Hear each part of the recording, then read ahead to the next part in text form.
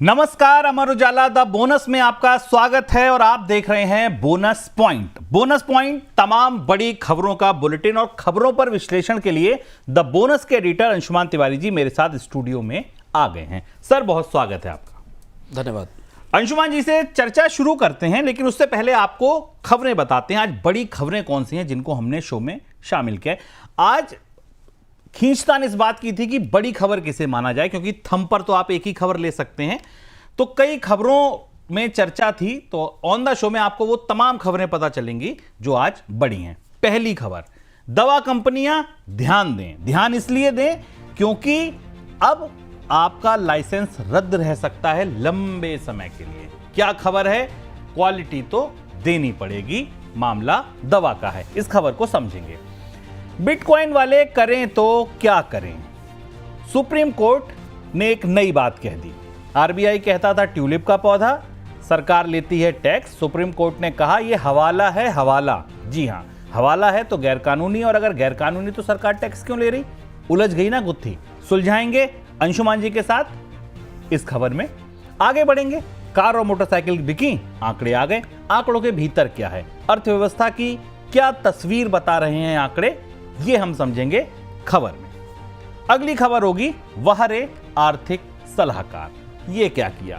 किताब लिखी। किताब लिखकर एक सरकारी बैंक ने वो किताबें खरीद ली, कई करोड़ रुपए की खरीद ली। क्या है पूरा मामला?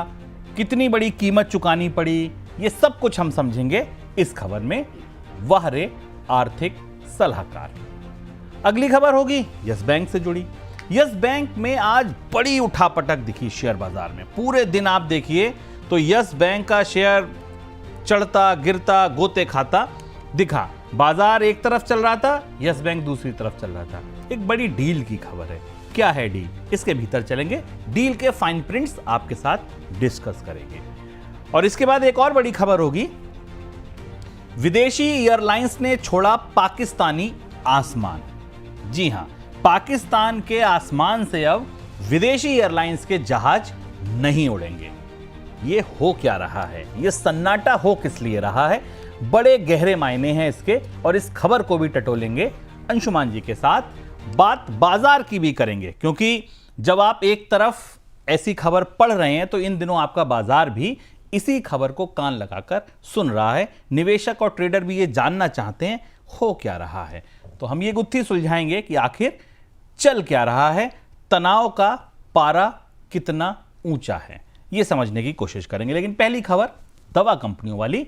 दवा कंपनी की कोई दवा अगर बार बार क्वालिटी टेस्ट में फेल होगी तो उस दवा को बनाने के लिए कंपनी का लाइसेंस तब तक रद्द रह सकता है जब तक दवा कंपनी निर्दोष साबित ना हो। देश में दवाओं की क्वालिटी को सुधारने के लिए सरकार इस तरह के नियम की योजना बना रही है। ड्रग्स टेक्निकल एडवाइजरी बोर्ड यानी DTAB ने दवाओं की क्वालिटी को सुधारने के लिए एक बैठक के दौरान यह सुझाव दिया। सर, नौबत यह आ गई कि अब लाइसेंस रद्द रह सकता है और वो भी लंबे समय तक रह सकता है। इस नौबत तक हम क्यों पहुंचे? शुभम, लगभग 2 साल लग गए सरकार को ये जानने में कि दवा के नियमों में समस्या कहाँ है। बात शुरू होती है 2 साल पहले जब भारत से एक्सपोर्ट की गई कफ सिरप से अफ्रीका में और दुनिया के कुछ देशों में बच्चों की या दवा इस्तेमाल करने वालों की मौत होती है, और वहाँ से दवा के नियमों के कानून बदलने पड़ते हैं, लेकिन चीज़ें नियंत्रण में नहीं आती। भारत करीब करीब 60,000 जेनेरिक ब्रांड्स की दवाएँ बनाता है, और इनमें से करीब करीब 60 अलग अलग कैटेगरीज़ हैं जिन दवाओं, और भारत दुनिया का सबसे बड़ा दवा निर्यातक भी है। 20% सप्लाई, ग्लोबल सप्लाई में इसका हिस्सा है। और आपको बताएं कि खोट कहाँ थी कानून में, व्यवस्था में खोट कहाँ थी। 1954 के जो ड्रग रूल्स है उनके मुताबिक यदि किसी कंपनी की किसी खास बैच की दवा सब स्टैंडर्ड, खराब क्वालिटी की, गलत पाई जाती है तो उसका प्रोडक्शन कैंसिल किया जा सकता उस प्रोडक्ट का, लेकिन वो बाकी प्रोडक्ट बनाती रह सकती है। और इस व्यवस्था के तहत इतने दिनों बाद सरकार को लगा कि ये तो सबसे बड़ी चुनौती है, तो कंपनी के एक प्रोडक्ट का लाइसेंस कैंसिल हो जाता था तो दूसरा प्रोडक्ट बनाती रहती थी, और इस वजह से दवाओं के पूरे उत्पादन की गुणवत्ता का सवाल बराबर बढ़ रहा था। और भारत से खराब दवाओं के निर्यात ने पिछले 2 साल में अंतर्राष्ट्रीय स्तर पर वर्ल्ड की फार्मेसी के तौर पर भारत की साख को गहरी चोट पहुंचाई है। इसलिए अब जो नया सुझाव आया है कि यदि पूरे बैच में से कोई भी एक दवा खराब पाई गई तो लाइसेंस लंबे समय तक रद्द रह सकता है। अब इसका की क्या प्रतिक्रिया होगी, उद्योग इसे कैसे लेगा, लेकिन अंततः सरकार को ये पता चल गया है कि केवल एक दवा का लाइसेंस कैंसिल कर देने से कंपनी की स्थिति ठीक नहीं की जा सकती, क्योंकि बाकी दवाओं में भी गुणवत्ता की समस्याएं आ सकती हैं। सुप्रीम कोर्ट ने देश में बिटकॉइन ट्रेडिंग की तुलना हवाला कारोबार से की है। साथ में सरकार की तरफ से क्रिप्टो करेंसी को लेकर स्पष्ट दिशा निर्देश नहीं होने के लिए सरकार की खिंचाई भी की है। गैर कानूनी बिटकॉइन ट्रेडिंग से जुड़े एक मामले पर सुनवाई के दौरान सुप्रीम कोर्ट ने यह टिप्पणी की है। कोर्ट ने पाया कि 2 साल पहले भी उसके सामने इसी तरीके का मामला आया था, लेकिन तब से लेकर अब तक सरकार क्रिप्टो के मामले पर एक तरह से हाथ पर हाथ रखे बैठी है। सर, एक निवेशक के तौर पर सोचिए, मान लीजिए मैं अगर क्रिप्टो का निवेशक हूं, मैं क्या करूं? आरबीआई कहता है ट्यूलिप का पौधा है, यानी कि एक तरीके से हवा है, कब उड़ जाए पता नहीं। सरकार मुझसे कहती है कि जो प्रॉफिट हो उस पर आप 30% टैक्स दे दीजिए, इसका मतलब कि वो गैर कानूनी नहीं है। अब सुप्रीम कोर्ट कह रहा है कि नहीं नहीं, हवाला है, ये तो गैर कानूनी है। निवेशक क्या करे? बेहद दिलचस्प और महत्वपूर्ण खबर है आप सबके लिए और क्रिप्टो के लिए। और इसमें इतने पेच है सुप्रीम कोर्ट के मामले में कि सुप्रीम कोर्ट के मामले में क्रिप्टो को अवैध ठहराने वाले वकील पहले सरकार के सलाहकार हुआ करते थे, जो वहाँ खड़े थे, और अदालतों में परिस्थिति आती है। देखिए, क्रिप्टो के मामले में 3 अलग अलग पक्ष आपके सामने आ गए।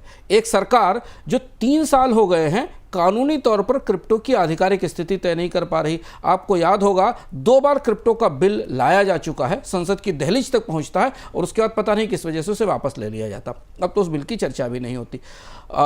जैसा शुभम ने कहा, आरबीआई शुरुआत से पहले दिन से क्रिप्टो के विरोध में है, उसे मान रहा है कि क्रिप्टो पोंजी है। उसने स्पष्ट रूप से कहा और आरबीआई के गवर्नर ने कहा कि क्रिप्टो एक किस्म की पोंजी स्कीम है। दूसरी तरफ सरकार ने इसे भारत में ट्रेडिंग की मंजूरी दे दी है, एक्सचेंजेस को लाइसेंस दिए जा रहे हैं और उन्हें वो प्रक्रियाएं पूरी करने के लिए कहा जा रहा है। पर आज सुप्रीम कोर्ट ने जो कहा वो बेहद चिंताजनक और बेहद गंभीर है। इसके बाद मुझे या किसी को भी तय करना मुश्किल होगा कि क्रिप्टो लीगल वैध है कि नहीं है। भारत की सबसे बड़ी अदालत क्रिप्टो को हवाला बता रही। हवाला अपराध है और इसके तहत तो फिर मनी लॉन्ड्रिंग और फेमा जैसे कानून लागू होते हैं हवाला पे। तो क्या क्रिप्टो के कानून में या क्रिप्टो की व्यवस्था में यही सब कुछ हो रहा है? और अगर ये हो रहा है तो सरकार इस पर टैक्स क्यों ले रही है, इसे चला क्यों रही? ये भारतीय वित्तीय कानूनों की सबसे बड़ी गुत्थी और सबसे बड़ा अंतर्विरोध है। और हम पिछले 3 साल से इतनी बड़ी संसद, इतनी बड़ी सरकार लेकर इस एक एसेट क्लास की जो वैधानिक स्थिति है, वैध स्थिति है, उसे स्पष्ट नहीं कर पा रहे हैं। देश के हजारों लोगों ने, लाखों लोगों ने पैसा गंवाया है, लगाया है, डुबाया है। अब इसके बाद फिर ये नई बहस शुरू हो गई है कि क्रिप्टो वैध होगा कि नहीं होगा। हालांकि सरकार ने इस पर अभी कोई प्रतिक्रिया नहीं की है सुप्रीम कोर्ट के इस आदेश पर, लेकिन उम्मीद है कि अगले कुछ दिनों में सरकार की तरफ से कुछ कहा ज़रूर जाएगा, कहा ज़रूर जाना चाहिए इस पर, क्योंकि इसमें बहुत सारे छोटे निवेशकों का पैसा लगा हुआ। हमें पता तो चले कि हम जो खरीद रहे हैं वो जराइम तो नहीं है। चलिए, एक ऐसी ही गुत्थी और है। देश में कई मामले ऐसे हैं। बिटकॉइन के बाद दूसरा मामला है ऑनलाइन गेमिंग का। ऑनलाइन गेमिंग पर टैक्स से जुड़े मामले पर सुनवाई के दौरान केंद्र सरकार ने सुप्रीम कोर्ट में कहा है कि वह ऑनलाइन गेमिंग को जुआ मानती है। अब इस पर 28% की दर से जीएसटी लागू करती है। सरकार ने बताया कि ऑनलाइन गेमिंग में टैक्सेशन की गणना इस बात से प्रभावित नहीं होती ये स्किल आधारित गेम है या लक आधारित गेम है। सर, यहां भी लगभग वैसी ही स्थिति है। देखिए, ऑनलाइन फ्रॉड से जुड़े मामले हम लगातार पकड़ रहे हैं।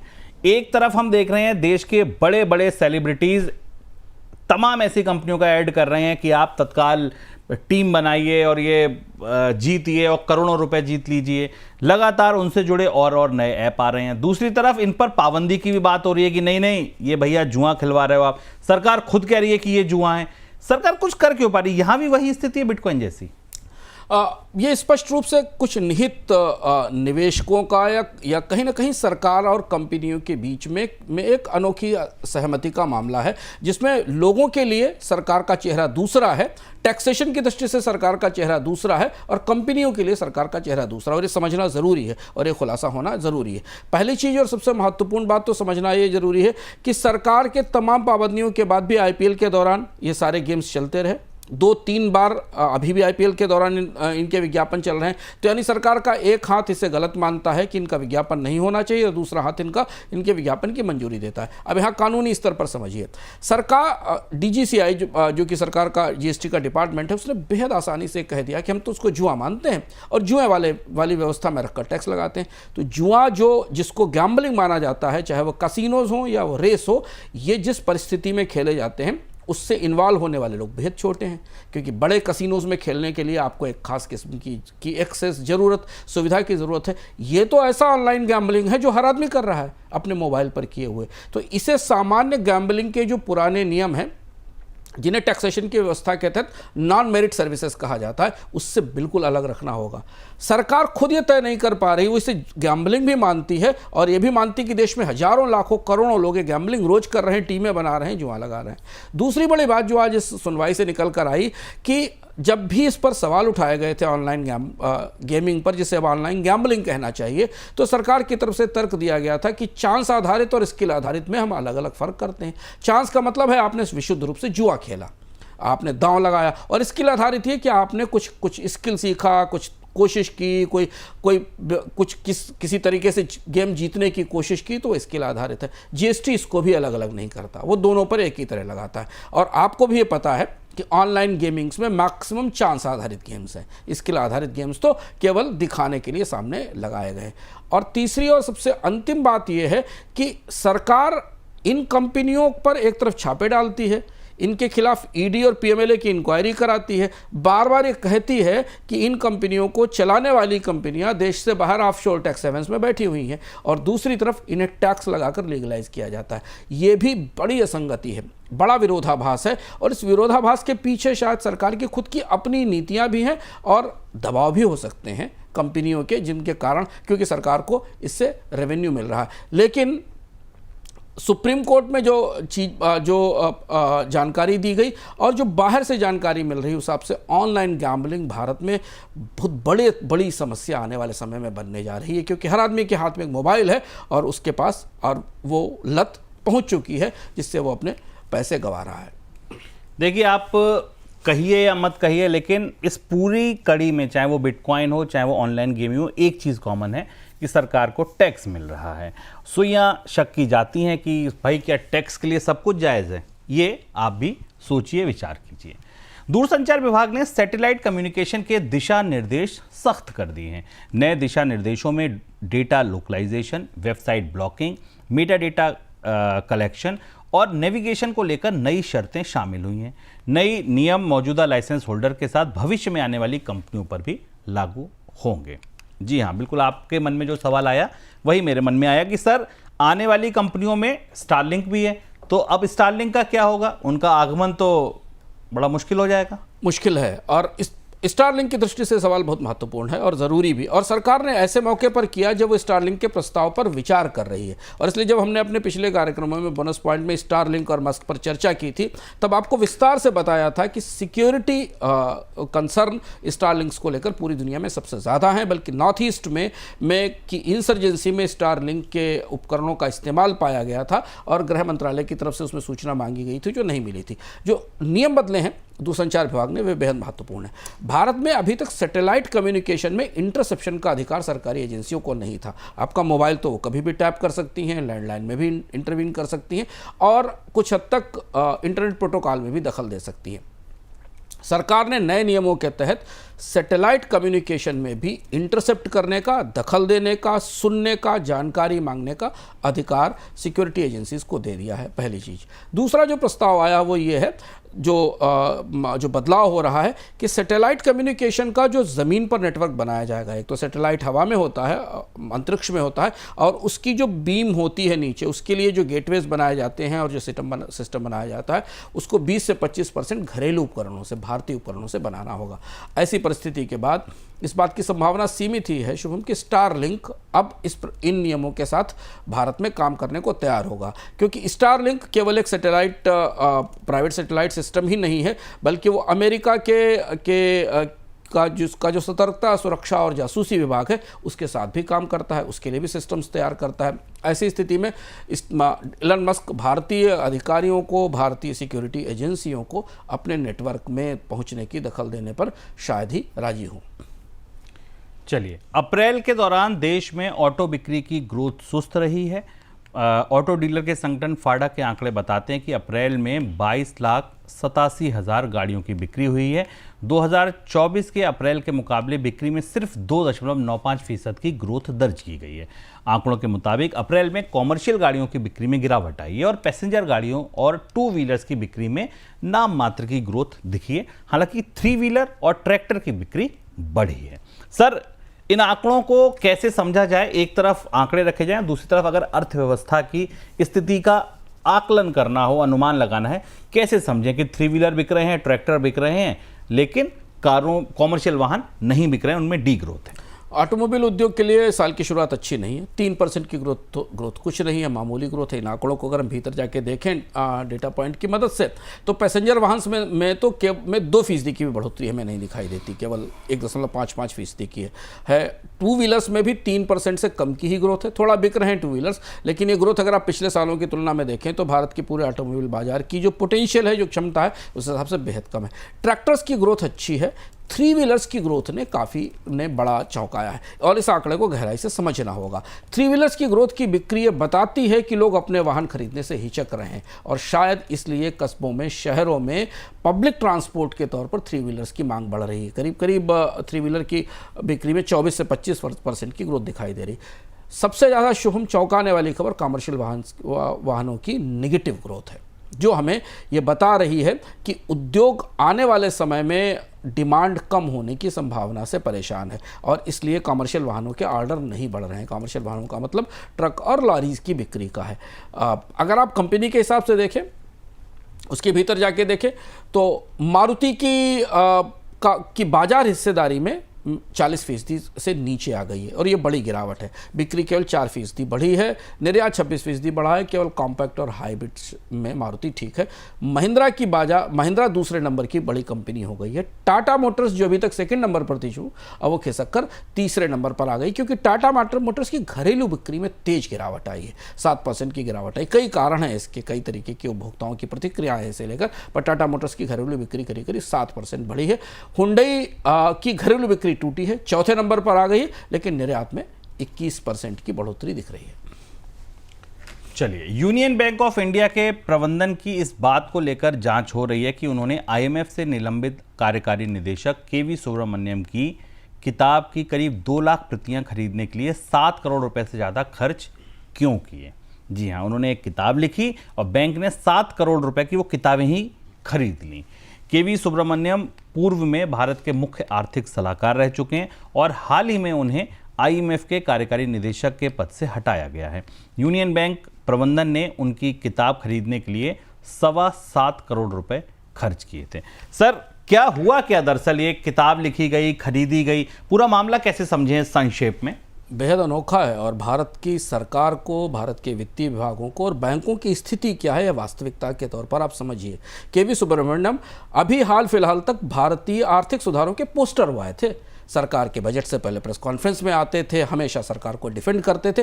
पीछे हो क्या रहा था, ये मामला यहाँ से समझिए और कैसे सरकार और सरकारी बैंक चलते हैं, और ये बात खुलकर खुद बैंक की अपनी जांच में सामने आई। हम विस्तार से समझने की कोशिश करते हैं हुआ क्या है, केवी सुब्रमण्यम और भारत के आर्थिक सलाहकार ने और बैंक ने मिलकर किया क्या है। चूंकि शोर दूसरा है, इसलिए शायद एक खबर उतनी चर्चा में नहीं रहेगी, लेकिन केवी सुब्रमण्यम को आईएमएफ के ईडी के पद से तत्काल हटा दिया गया, जो इस बात की पुष्टि करता है।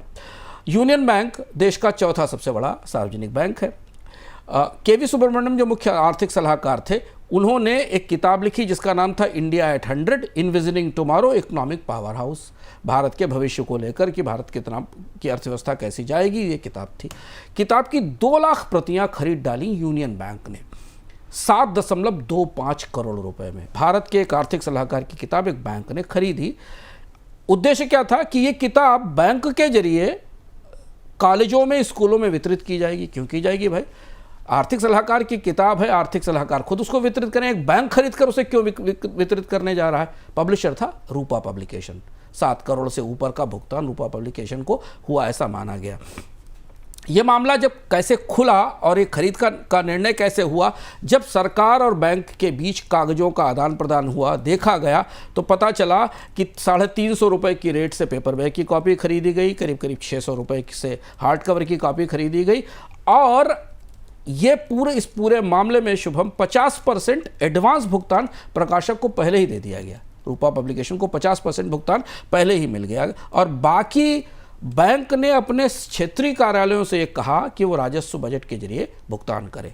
तो ये था मामला जो निकलकर सामने आया। खुला कैसे फिर? जब ये मामला था तो काफ़ी लंबा मामला था, फिर अब कैसे खुल गया? मामला है पिछले साल जून के बाद का। दिसंबर 2024 में बोर्ड की बैठक हुई यूनियन बैंक के, और उस बैठक में मुद्दा यहां से आया कि किताब खरीदने से पहले ही 50% का भुगतान पब्लिशर को क्यों कर दिया गया बैंक की तरफ से। यह फाइल वहां से खुली, यह मामला वहां से खोला गया। जो बैंक के एग्जीक्यूटिव डायरेक्टर थे, उन्होंने इसकी जानकारी से इनकार ही कर दिया बैठक में कि इस तरीके की खरीद हुई और इसकी पुष्टि करने से मना कर दिया। बोर्ड ने के अंदर कुछ सदस्यों ने इसके ऊपर सवाल उठाए। उन्होंने कहा कि ये खरीद हुई है और इसका निर्देश दिया गया है। इसके बाद जो समर्थन सेवा विभाग के एक अधिकारी हैं, उनको निलंबित किया गया बैंक में इस पूरे मामले को लेकर। और जनवरी 2025 में बैंक ने KPMG से इसकी जांच कराई। माननीय आर्थिक सलाहकार की पुस्तक को कैसे खरीद कर एक पब्लिशर को 7 करोड़ के भुगतान के जरिए खरीदा गया, इसकी जांच कराई। 2025 में बैंक ने KPMG को नियुक्त किया। रिपोर्ट आ गई। रिपोर्ट में क्या है यह पता नहीं, लेकिन रिपोर्ट के कदम के बाद ऐसा पता चला कि जब रिपोर्ट की शायद जांच और पुष्टि हुई है, उसके बाद भारत के आर्थिक सलाहकार जो IMF के MD थे, उन्हें हटाया गया और परमेश्वर नैयर जो वर्ल्ड बैंक में भारत के प्रतिनिधि हैं, उन्हें अब IMF का कामकाज देखने के लिए कहा है। अब कर्मचारी यूनियन ये मांग कर रही है कि इसकी पूरी जांच की जाए और अधिकारियों की और जिम्मेदारी अधिकारियों की रिस्पॉन्सिबिलिटी फिक्स की जाए। सर, छुट्टी के पीछे फिर वजह साफ है, यही रही है? मतलब ये आधिकारिक तौर पर तो नहीं बोला गया, लेकिन माना जा सकता है कि इधर मामला खुला, उधर हटा दिया गया। आमतौर पर IMF में किसी अधिकारी की नियुक्ति एक बड़ा प्रतिष्ठित पद होता है और वो आर्थिक सलाहकार के तौर पर भारत सरकार में काम करके गए थे। समय से पहले उन्हें हटाए जाने का या उनके इस्तीफे की और कोई दूसरी बड़ी वजह नहीं हो सकती, क्योंकि ऐसा नहीं होता है इस तरह से किया जाए। तो ये निश्चित तौर पर ये मामला कहीं ना कहीं ऐसा था जिसने KV सुब्रमण्यम की IMF से वापसी से निकासी कराई या उनका एग्जिट कराया। पर पिछले साल से लगातार बैंक, सरकार और वित्त मंत्रालय के बीच ये बात घूमती रही थी कि भारत के आर्थिक सलाहकार के लिए अब ये किसके निर्देश पर हुआ। उन्होंने खुद यूनियन बैंक से ऐसा करने के लिए कहा या वित्त मंत्रालय ने कहा, ये जांच के बाद आएगा। क्योंकि सवाल इसमें कई हैं। एक तो ये कि इतनी बड़ी मात्रा में किताबों की खरीद की क्या ज़रूरत है, अंग्रेजी की किताबों की इतनी बड़ी मात्रा में खरीद की क्या ज़रूरत है। यह बहुत असामान्य फैसला था कि 7 करोड़ रुपए की किसी एक पब्लिशर की किताब खरीद ली जाए। और दूसरा ये कि अब ये देखना होगा कि KPMG की रिपोर्ट के बाद आगे हमें क्या पता चलेगा, अगर उसकी जांच और वो रिपोर्ट सार्वजनिक की जाती है। क्या सर वाकई सरकारी बैंक ऐसे चलते हैं? इतना आसान होता है कि कोई भी एक 10-5 करोड़ का निर्णय ले लेना कि ठीक है किताबें खरीदनी है, खरीद लो? मैं तो सरकारी बैंक के इस कामकाज पे शुभम बेचारे उन इन्वेस्टर्स के बारे में सोच रहा हूँ। 4% स्टॉक टूट गया इसी किताब की खरीद फरोख्त में आज यूनियन बैंक का। बैंक में जमा करने वालों को नहीं पता कि उनके बैंक के बोर्ड के फैसले कैसे होते हैं और वो कैसे एक भारत के सरकार के अधिकारी की किताबें खरीद लेता है। निवेशकों को भी पता नहीं कि कैसे फैसले किए जा रहे हैं बोर्ड के अंदर। तो नुकसान तो दोनों का ही है। और इससे हमें फिर समझ में आता है कि जब आप भारत में बड़े बड़े उच्च पदों से ये सुनते हैं कि भारत के सरकारी बैंक स्वायत्त हैं, सरकार उनमें कोई दखल नहीं देती, उनको अपने फैसले लेने की छूट होती है, तो इस खबर को सुनकर आप जरूर हंसिएगा कि सरकारी बैंक की स्वायत्तता का हाल ये है कि वो भारत सरकार के अधिकारियों की किताब खरीद कर, और वो भी अपारदर्शी तरीके से, कोई ट्रांसपेरेंट व्यवस्था नहीं, खरीद कर बांटता है और उसके बाद ये परिस्थिति सामने निकल कर आती है। और सरकारी ही नहीं, प्राइवेट बैंक भी कैसे चलते हैं, अब उसकी अगली कहानी सुनिए। इंडसइंड बैंक के माइक्रो फाइनेंस कारोबार में भी गड़बड़ी का शक है। जी हां, अब तक बात कहां थी? डेरिवेटिव्स में, अब आ जाइए माइक्रो फाइनेंस में। रिपोर्ट में यह पता चला कि ऑडिटर्स ने माइक्रो फाइनेंस सेगमेंट में करीब 600 करोड़ रुपए की गड़बड़ी को पकड़ा है। 22 अप्रैल को बैंक की तरफ से कहा गया था कि माइक्रो फाइनेंस कारोबार में कुछ आशंकाओं का पता चलने के बाद उसका आंतरिक ऑडिट विभाग माइक्रो फाइनेंस कारोबार का रिव्यू कर रहा है। सर, अब ये क्या गड़बड़ी है? इंडसइंड बैंक में शुरुआत से हम लोग जब से इसको शुभम कवर कर रहे हैं बोनस पॉइंट में और अलग अलग बता रहे हैं कि इस बैंक में केवल एक ही जगह नहीं कई जगह हैं, और जिसको अगर हम अंग्रेजी के मुहावरे के तौर पर इस्तेमाल करें तो बहुत सारे स्केलेटन्स हैं कबर्ड में जो निकल कर सामने आ रहे हैं। ये देखिए प्राइवेट बैंक कैसे चल रहा था। बैंक जो हिसाब किताब रखने के ऑडिट के मामले में नज़ीर होने चाहिए, पहले उसने अपने डेरिवेटिव्स की गणना अलग की और 1500-1600 करोड़ रुपए का नुकसान उठाया। अब ये पाया गया कि ऑडिट रिपोर्ट में माइक्रो फाइनेंस में 600 करोड़ रुपए की डिस्क्रिपेंसी पाएगी। और हुआ क्या कि माइक्रो फाइनेंस के खातों में की गणना करते हुए चुनिंदा खातों में सारी एंट्रीज डाल दी गई, जबकि खातों की संख्या बहुत बड़ी थी। अभी बहुत सामान्य सी भूल नहीं है, क्योंकि जानबूझकर ही हुआ होगा। इतने बड़े बैंक में इतने खाते हैं, लेकिन सारे के सारी एंट्रीज या बड़ी एंट्रीज एक बैंक के खाते में डाल दी गई और इंटरेस्ट रेट को एडहॉक बेसिस पर इंडिविजुअल बारोवर के बजाय कुछ खास खातों में दिखा दिया गया। और ये अब मामला जब निकलकर सामने आया तो ये 600 करोड़ का मामला बना हुआ है। अब ये जांच जो अभी हाल में ऑडिट शुरू हुआ है डेरिवेटिव्स के घोटाले के बाद, उससे निकल कर आया। और इसके बाद निवेशकों में बैंक के निवेशकों में और ज़्यादा चिंता है कि डेरिवेटिव्स अकेला मामला नहीं था और ये एक दूसरा मामला है। और तीसरी बड़ी बात ये समझना ज़रूरी है कि बैंकों के अंदर जब भी कोई बात पाई जाती है, कोई इस तरीके की समस्या पाई जाती है, तो उसका एक अपना ट्रिकल डाउन इफेक्ट होता है कि स्नोबॉल इफेक्ट होता है। क्योंकि अगर एक बैंक अपने माइक्रो फाइनेंस खाते में ऐसा कर रहा है तो फिर बाकी बैंकों में भी ऐसा हो सकता है। अब देखिएगा अगले 1-2 दिन के अंदर रिजर्व बैंक को बाहर आकर इसके बारे में भी सफाई देनी पड़ेगी।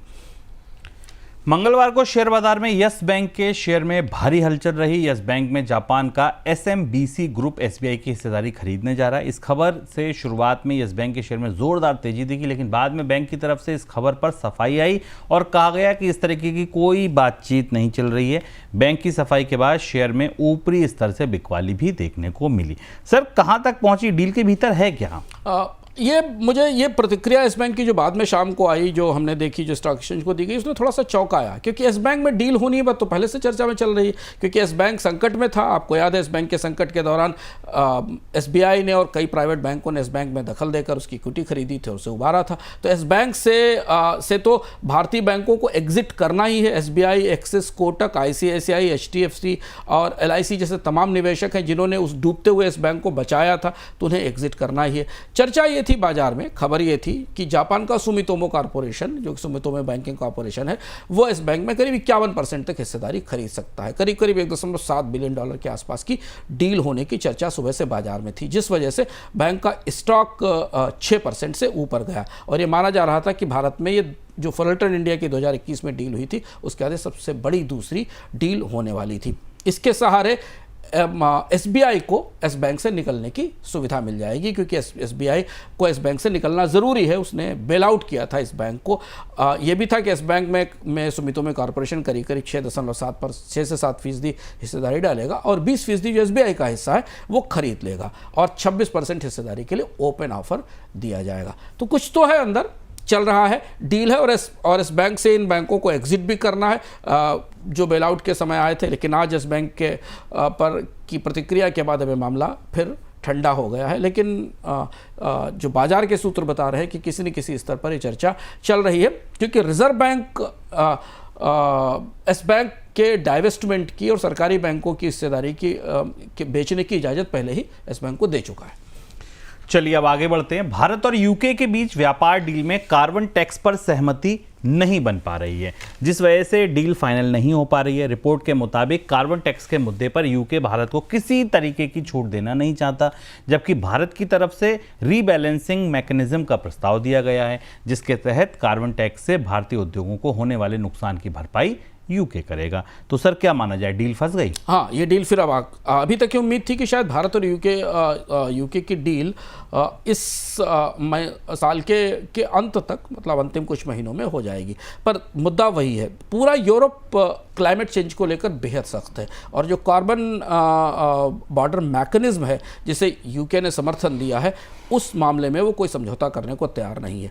भारत में भी इन्वायरमेंटल पॉल्यूशन से रिलेटेड, कार्बन उत्सर्जन से को लेकर नियमों की व्यवस्था बेहद कमज़ोर है और भारतीय उद्योग कार्बन खपत में, एनर्जी में, कोयले के इस्तेमाल में कार्बन की दृष्टि से बेहद कमज़ोर और पिछड़े हुए हैं, क्योंकि बेहद कार्बन उत्सर्जन करते हैं। अब सरकार की कोशिश थी क्यों किसी तरह से यूरोप और यूके को ये मना ले इस बात पर कि वो भारत को कार्बन शर्तों में से थोड़ी छूट दे दे, क्योंकि एल्युमिनियम, स्टील और हैंडीक्राफ्ट्स और बहुत सारे उद्योग ऐसे हैं जिन्हें अगर कार्बन बॉर्डर मैकेनिज्म के तहत लाया गया तो उन्हें भारी टैक्स पे करना पड़ेगा और इससे उनकी प्रॉफिट पर असर पड़ेगा।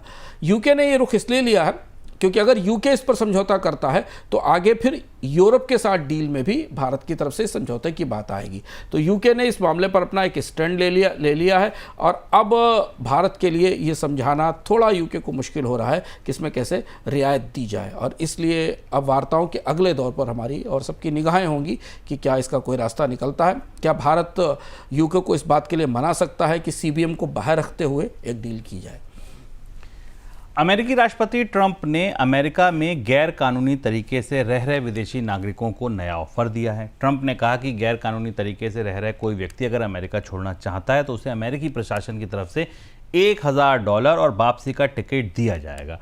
ट्रंप की वापसी के बाद से लेकर अब तक अमेरिका से 66,000 ऐसे लोगों को निकाला जा चुका है जो वहां गैर कानूनी रूप से रह रहे थे। मतलब अब स्थिति ये आ गई कि भाई साहब टिकट पकड़ो, $1000 अलग से लो, बस चले जाओ। सर क्या लग रहा है आपको कि ट्रंप टैरिफ पर तो नरम पड़ते दिख रहे हैं, लेकिन इमिग्रेशन की जो उनकी पॉलिसी थी उस पर सख्ती और ज़्यादा बढ़ रही है और वहाँ और डिस्प्रेशन दिख रहा है? हाँ, ये एक क्षेत्र है ऐसा जहाँ डोनाल्ड ट्रंप को मजबूती दिख रही है, क्योंकि इसका उतना बड़ा विरोध भी नहीं है।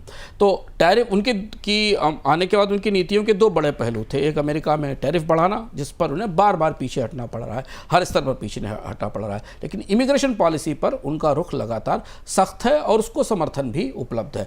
हालांकि एक बड़ा बदलाव हमने देखा है कि शुरुआत में डोनाल्ड ट्रंप लोगों को जहाज में लाद कर उनके देशों में छुड़वा रहे थे, अब वो व्यवस्था बंद हुई है और लोगों से कहा गया है कि वो स्वयं देश छोड़कर चले जाएं। इसके लिए एक ऐप लॉन्च किया गया है, उस ऐप को डाउनलोड करें, अपने को रजिस्टर कराएं, $1000 पकड़ें, टिकट पकड़ें और अगली उड़ान पकड़कर अपने देश अमेरिका छोड़कर चले जाएं। क्योंकि डोनाल्ड ट्रंप इस मामले पर फिलहाल कोई बड़ा समझौता करने के पक्ष में नहीं है।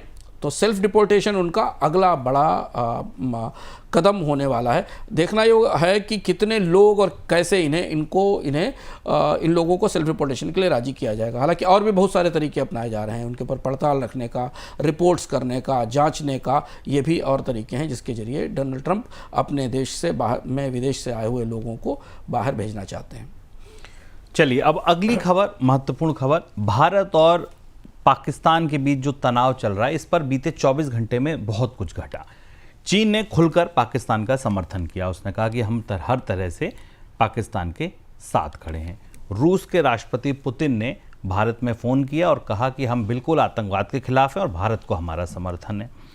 इस बीच विदेशी एयरलाइंस ने पाकिस्तान का आसमान छोड़ दिया, कहा कि हम वहाँ पर अपनी फ्लाइट्स नहीं भेजेंगे। रिसर्च और रेटिंग एजेंसी मूडीज ने कहा कि भारत और पाकिस्तान के बीच बढ़ते तनाव की ज़्यादा मार पाकिस्तान पर पड़ेगी और भारत पर कोई बड़ी आर्थिक चोट नहीं पहुंचेगी। मूडीज के मुताबिक इस तनाव की वजह से पाकिस्तान की ग्रोथ पर मार पड़ सकती है और वित्तीय स्थिरता हासिल करने में उसके प्रयास भी फेल होंगे।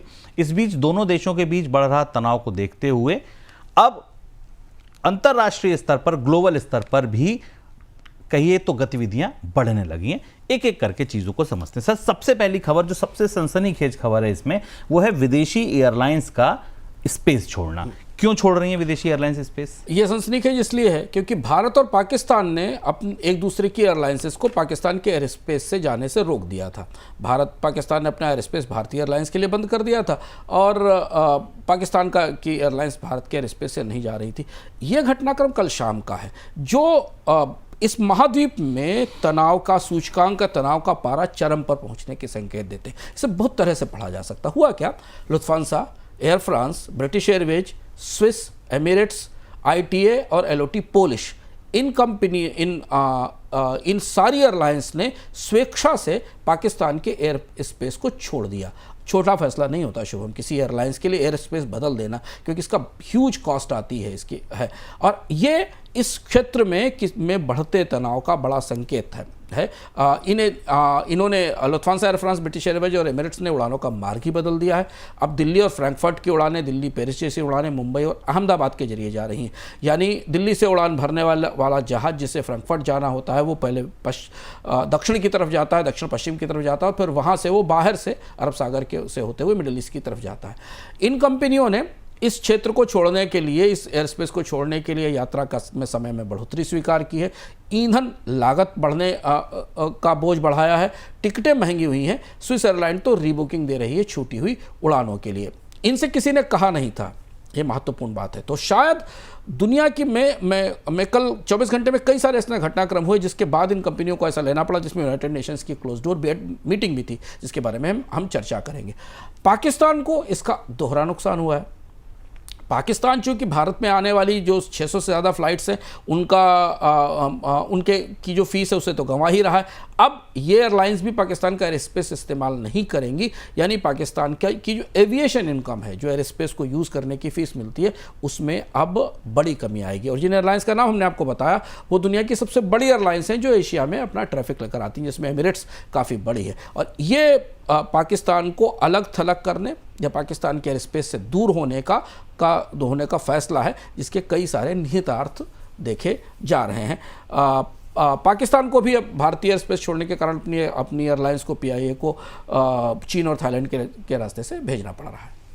तो सर इससे तो पाकिस्तान को और गहरा नुकसान होगा अगर आर्थिक तौर पर देखें तो। पाकिस्तान के लिए आर्थिक रूप से ये बड़ी चोट है, क्योंकि एविएशन इनकम पाकिस्तान के एयर स्पेस का एक बड़ा हिस्सा थी। भारत से जाने वाली उड़ानों से ही करीब 1,20,000 रुपए 1,20,000 करोड़ की इनकम पाकिस्तान को हर साल होती थी। तो ये गिरावट, इसका आकलन कितना होगा, ये थोड़े समय बाद हमें पता चलेगा। सर UN की बंद कमरा बैठक में कल क्या हुआ, क्योंकि सिक्योरिटी काउंसिल की एक बैठक थी, उसकी चर्चा भी थी कि भाई ठीक है इसमें भारत पाकिस्तान का मुद्दा उठेगा, चीज़ें होंगी, क्या कुछ निकल के आया वहाँ से? ये बैठक काफ़ी करीब से देखी गई पूरी दुनिया में, क्योंकि इस बैठक में पाकिस्तान इस समय नॉन परमानेंट मेंबर है 15 सदस्यीय सुरक्षा काउंसिल का, और इस बैठक के अंदर भारत, पाकिस्तान और जो तीसरे पक्ष के लोग थे वो भी शामिल थे। इसके ब्यौरे जो हमें मिले हैं उस हिसाब से, और ये बैठक पाकिस्तान की तरफ से बुलाई गई थी पाकिस्तान में, लेकिन इसमें पाकिस्तान ने इंडस वाटर ट्रीटी का भी मामला उठाया और ये कहा कि पानी को युद्ध को वेपन के तौर पर इस्तेमाल नहीं किया जाना चाहिए। बड़े रिजर्व से कमेंट बाहर निकल कर आए। भारत की तरफ से कहा गया कि हाँ बातचीत हुई है, डायलॉग हुआ है, म्यूचुअल रिस्पेक्ट की परिस्थिति में। जो तीसरे पक्ष की तरफ से जो तीसरा पक्ष था यूनाइटेड नेशंस का, उसने कहा कि डीस्केलेट करना चाहिए, दोनों देशों के बीच में तनाव को नहीं बढ़ने देना चाहिए। जबकि भारत की तरफ से कहा गया कि कोई कॉन्सिक्वेंशियल आउटकम इस बैठक से निकलकर नहीं आया, यानी इसका कोई बड़ा नतीजा बैठक से निकलकर नहीं आया। पर ये तनाव का जो पारा जिस तरह से बढ़ा है, ये यूनाइटेड नेशंस के भीतर तक पहुंच गया है। और ये पेशबंदी इसलिए की गई शायद पाकिस्तान की तरफ से कि किसी तरह से आने वाले समय में किसी टकराव को रोका जा सके। भारत का रुख खासा सख्त था, क्योंकि पहलगाम अटैक को लेकर यूनाइटेड नेशंस के सेक्रेटरी जनरल एंटोनियो गुटेरेस स्पष्ट रूप से इसकी निंदा कर चुके हैं। तो इसलिए यूनाइटेड नेशंस के अंदर अब नए सिरे से पेशबंदी की कोशिश की जा रही है। पर इस बैठक के बाद हमने काफ़ी घटनाक्रम बदलते देखा। इस बैठक की खबरें आने के बाद ही हमने कल देखा कि दुनिया की एयरलाइंसेज ने पाकिस्तान के एयर स्पेस को छोड़ने का फैसला किया। अगर हम तार जोड़ने की कोशिश करें तो कुछ ये रुख इस तरीके का दिखाई देता है। सर बाजार के निवेशक ज़रूर जानना चाहेंगे कि खबरें तमाम चल रही हैं देश में विदेश में, इस बीच बाजार के निवेशकों के लिए क्या कैसी संकेत मिलते दिख रहे हैं? दो चीज़ें और महत्वपूर्ण हैं। कल के घटनाक्रम के बाद बाजार ने और एक चीज़ करीब से देखी, वो चीन का रुख था। चीन के राजदूत मिलने गए पाकिस्तान में और उन्होंने बहुत स्पष्ट रूप से कह दिया कि वो पाकिस्तान के साथ अपनी दोस्ती जारी रखेंगे। और इसके बाद अंतर्राष्ट्रीय स्तर पर परिस्थितियां काफ़ी बदली हैं, क्योंकि अभी तक ये उम्मीद की जा रही थी कि चीन शायद इस पूरे विवाद में तटस्थ तौर पर किनारे रहेगा, पर चीन बेहद खुलकर और बहुत स्पष्ट रूप से सामने आ गया। इसकी बड़ी वजह है क्योंकि चीन का पाकिस्तान में बड़ा निवेश है करीब करीब $60 अरब से ज़्यादा का निवेश है। और CEPC चीन का जो BRA है, बेल्ट एंड रोड इनिशिएटिव, उसका पहला प्रोजेक्ट है और इसकी सफलता ज़रूरी है। तो इसके बाद अब कूटनीतिक रूप से बिसात थोड़ी उलझी हुई और बिछती हुई दिखाई दे रही। और इस रोशनी में बाजार बेहद आशंकित है, क्योंकि चीन ने खुलकर समर्थन कर दिया है।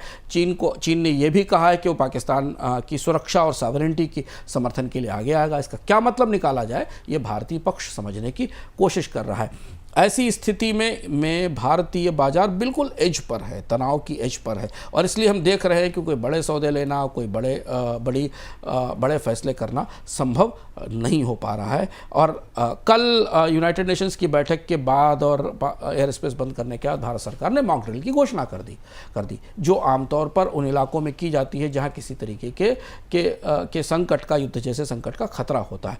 तो ये माहौल शेयर बाजार बहुत करीब से महसूस करने की कोशिश कर रहा है, और इसीलिए हमने बाजार में बहुत सतर्कता और आशंका देखी है। चलिए, तो ये था हमारा आज का बोनस पॉइंट। पूरी उम्मीद है आपको पसंद आया होगा। कल फिर आते हैं नए एपिसोड के साथ, नई खबरों के साथ, नई चर्चा के साथ। तब तक के लिए आप बने रहिए अमर उजाला द बोनस के साथ। नमस्कार।